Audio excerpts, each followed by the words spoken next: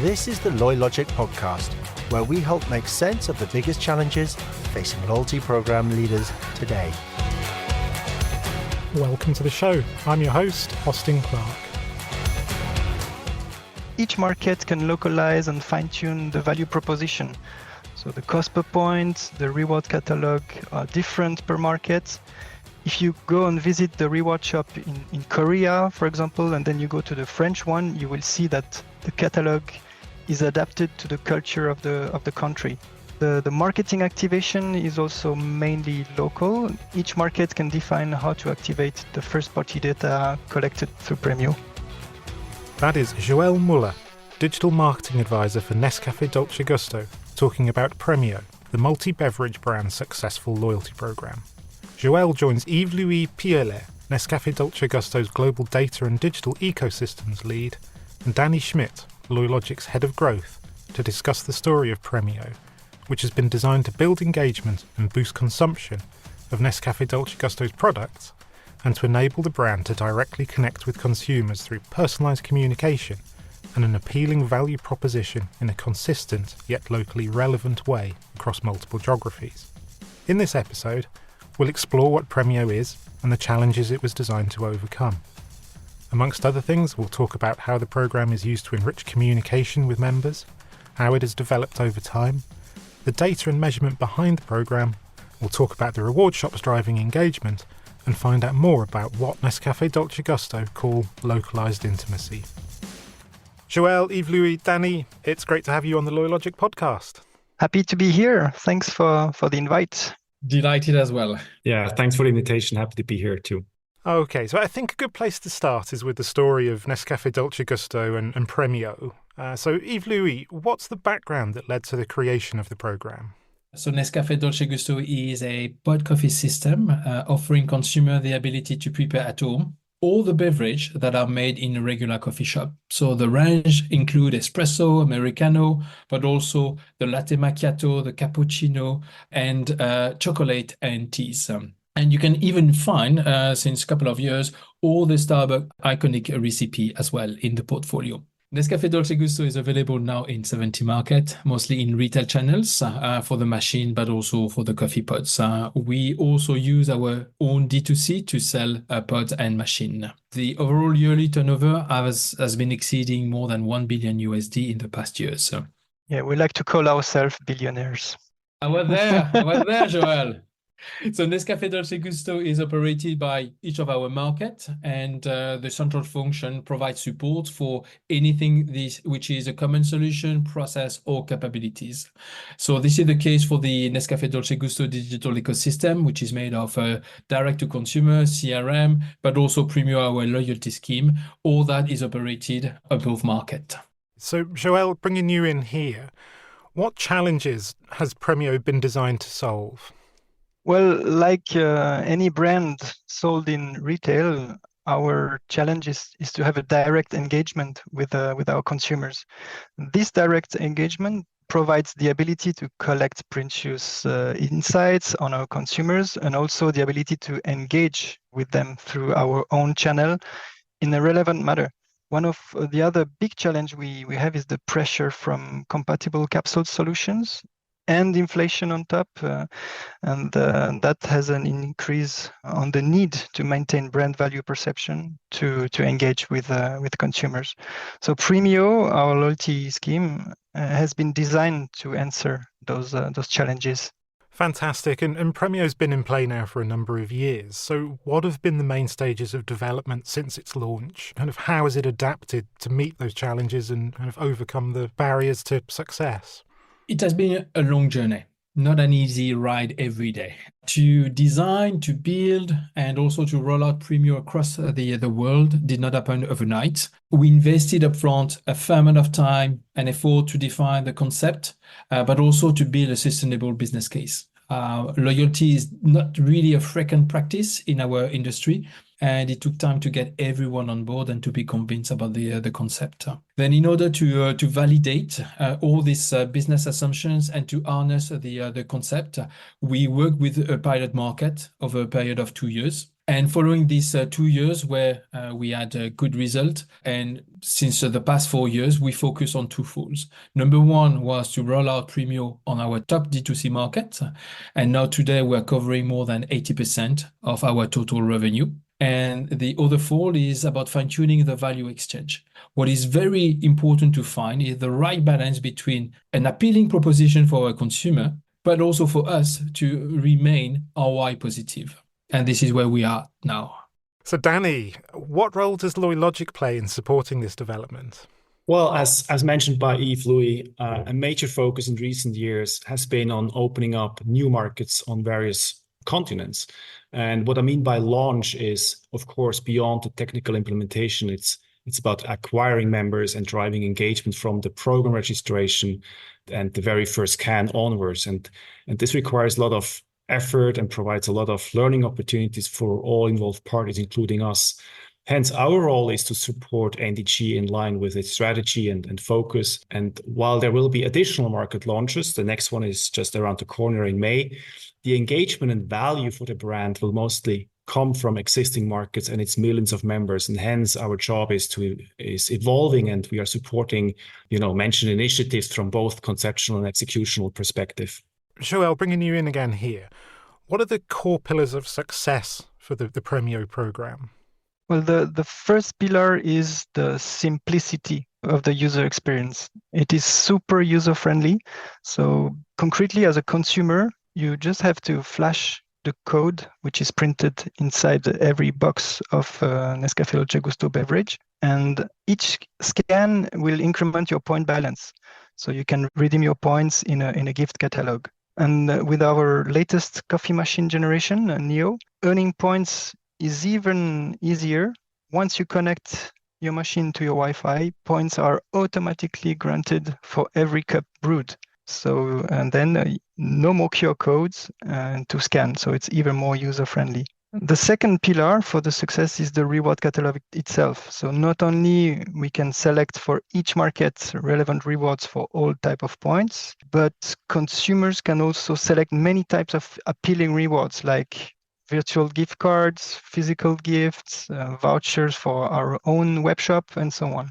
And I will add to it 2 other pillars. The third pillar is definitely the solution. So we went for a cloud solution that enables us two benefits. The first one is easier to roll out than the other solutions that are hosted on premise, but also to get with a quicker time to market all the latest innovation from the cloud solution. And to conclude, the latest pillars is the communication. Communication is key. One of the main success factors is the ability to be able to advertise on the back in order to reach our acquisition target. So, Yves-Louis, taking that point you've just made there to the next stage, you were quoted in a recent press release that we ran that Nescafé Dolce Gusto was able to establish a strong personalised intimacy with its customers through PREMIO. So can you elaborate on that further? Indeed. PREMIO is a goldmine of data points. Thanks to this small QR code, we're able to track the consumption behavior at the consumer level. And with reach of this data, we can push to our consumers the right message at the right time. So any activities that could be scaled, like the text segmentation, insight, and communication concept, are now run above market. And this enables us to empower the market to be really spot on with the engagement with the consumer. And to be even closer to our consumers, each market can localize and fine-tune the value proposition. So the cost per point, the reward catalog are different per market. If you go and visit the reward shop in Korea, for example, and then you go to the French one, you will see that the catalog is adapted to the culture of the country. The marketing activation is also mainly local. Each market can define how to activate the first-party data collected through PREMIO. Okay, so it's all about engaging members in a personalized manner? Exactly, using the data to engage with our consumers, to spread the right message at the right time to the right people, which is the basics of CRM. Absolutely. Yeah. So Dani, it seems like a good place to bring you in here to talk more about the rewards catalogues and that personalisation from a Loylogic perspective. So how does Loylogic work with PREMIO to source relevant rewards that work both internationally and locally? Yes, thanks for the question and the opportunity. We are often asked whether we can show the Loylogic catalog. And the answer always is that this just doesn't exist, because our job is to create an engaging rewards experience for the communities of our clients, and all our reward shops are curated for our clients. And in fact, we involve our clients, in co-creating and providing a reward briefing, which includes potential categories or must-have rewards, wish list of certain brands, do's and don'ts, in line with the brand and the program and DNA. And in the case of NDG, we collaborated closely with the global business unit and the pilot market, which was Spain back then in 1718. And we defined the categories, which includes NDG rewards, like NDG vouchers that bring members back to the NDG web shop for the next coffee purchase. We defined music technology as sort of a must-have category in loyalty, environment, or e-commerce in general, which includes earbuds and loudspeakers, electronic gadgets. We defined kitchen as a must-have category, because coffee is often produced and consumed in kitchens. So we offer kitchen appliances and coffee mugs and these kind of things, as well as experiences, which contains a mix of international and local gift cards. And within these categories, we look for the right rewards that fit the community profile and the program economics. Now, you can imagine that the accrued points value in a coffee pot program is much lower compared to a frequent flyer program. And hence the price points of offered rewards need to be within members' reach. It's important that committed members are able to reward themselves within 30 to 90 days after registration, after starting engaging with a brand. And this requires reward offers at a few euro value or dollar value in this specific case. And on the other hand, we need to ensure that the offers fit the brand DNA and positioning, which might be a stretch in some cases. And maybe another important topic is that PREMIO is a global concept, but member behavior and needs vary slightly among European countries and are partly quite different in markets in Latin and Asia. And this requires a well-balanced approach to rewards that follows global brand principles, as also Joël mentioned, but takes local needs into account. And this is important not only to gain the loyalty of the members in these markets, but also to maintain the commitment of all NDG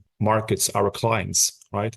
Within NDG, we apply the Pareto rule wherever possible, whereby 80% of the catalog is, let's say, globally defined, and the markets have a 20% of room to maneuver local needs into the equation. Hence, PREMIO is therefore a uniform global concept, which is nevertheless localized. I think that's a key success factor for PREMIO. Excellent. And do seasonal promotions play a part in the rewards appeal too? Absolutely. I mean, redemption is a good thing, right? As it is the ultimate proof of member engagement. And of course, to encourage such engagement over many years, it is crucial to run marketing campaigns, whether through the introduction of new rewards categories or reward items, seasonal campaigns such as Valentine's Day or Black Friday, or run price draws where a member can win latest iPhones or an annual supply of NDG coffee capsules. So we closely collaborate with the markets to provide an exciting marketing calendar in line with the local Nescafé Dolce Gusto marketing plan, throughout the year. Okay, it's clear listening to you that data and analytics are important to the success of PREMIO, and you seem to have a really clear picture of what's going on with the programme across the numerous markets. So one question I would like to ask is what criteria do you use when selecting which markets to roll PREMIO out to, or indeed stop? Joël, I'll let you answer that one.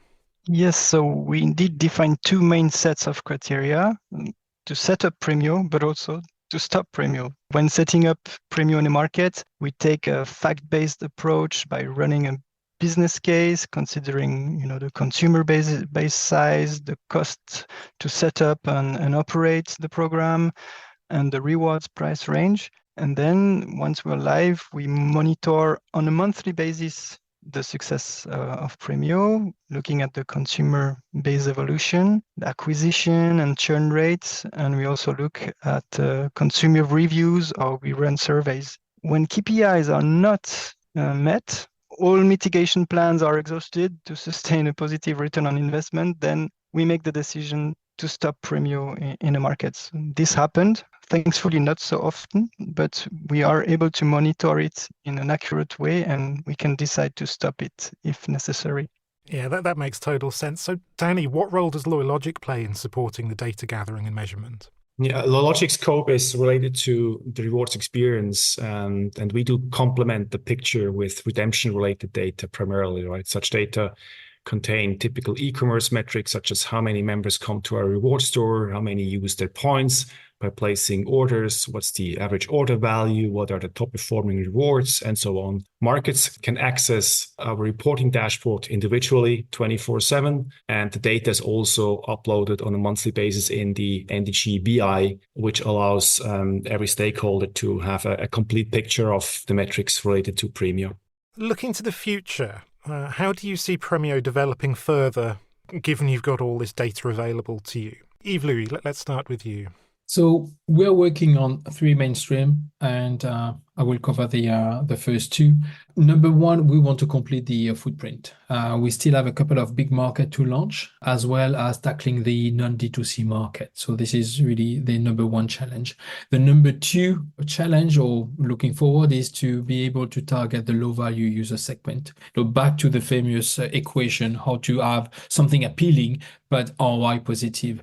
So we are working on extending the reward catalog with a smaller gift like e-retail coupon or raffle ticket donation. The aim is also to bring more gamification into the program for this specific segment by allowing consumers to select instant win versus point collection. And now I just hand over to Joël on the latest stream we are working on now. Yes, the last stream is a more longer term one, is to search for partnerships with the help of Loylogic. To work with other brands is also an option for us. Together we are stronger. So this is something also that we are looking at more long term. Fantastic. Lots to look forward to from PREMIO then. So, Dani, what are the key takeaways you can share from the success of PREMIO that other loyalty program managers should consider when looking at a global rewards program? I have 4 things in mind, which I would like to share. So first of all, PREMIO is a true omnichannel concept, and this is very essential for consumer good brands who generate 80% or more of its business via indirect retail and wholesale channels, which is probably the case in most instances. So direct access to retail shoppers is where the incremental value lies and what really empowers the brand in a competitive environment. Secondly, scalability is a must for multinational and global brands. The scalable architecture, as also mentioned by Yves-Louis, via cloud solutions and involving global partners are the key elements here. Just to give you one interesting piece of information, in case of PREMIO, the go-to-market is less than 3 months after a market has signed or approved its business case and gave green light to the involved parties. Less than 3 months, only possible due to a scalable ecosystem. Third, PREMIO is a truly global concept which can be introduced to every energy market, and there is still some white spots out there. But not only introducing this to these markets, but also with a very consistent user experience across the globe. The programs, of course, have a local flavor, but it's Nescafé Dolce Gusto PREMIO across the globe. And finally, and although being a global concept, it is crucial to ensure a certain degree of local flexibility. For example, with regards to offered rewards. A global rollout must always be supported by the markets because they also finance these initiatives. Joël, Yves-Louis, is there anything else you would like to add here before we wrap up? Thanks again for the invite. I think it's always a pleasure to talk about. I call it a bit my baby because we have launched PREMIO in like 15 markets since I started on this position. So it's always interesting to share and to spread the words, and maybe we can share some good insights with the people listening to us. And many thanks as well for giving us the opportunity to share this experience and to debate about loyalty in retail. It's a pleasure. Yves-Louis, Joël, thank you for sharing your insights today into PREMIO and for sharing so much information on how the programme has developed through our collaboration. It's a journey that has really just got started, so I hope to welcome you back to the podcast again in the future. And Dani, thank you for bringing the Loylogic perspective to the discussion, which has added a valuable extra dimension. And with that, we wrap up another episode. Thank you very much. Thank you. Thank you. Bye-bye. Hey, so thanks so much for listening to the Loylogic Podcast. Now you'll find more great insights and helpful content about global loyalty and rewards solutions at loylogic.com. There you'll also find a transcript of this podcast. Further episodes of our podcast will be added to all of the usual podcast channels. And if you have a topic that you would like us to cover or a question you would like to ask, don't hesitate to get in touch via loylogic.com. Thank you again for listening, and we look forward to welcoming you back soon.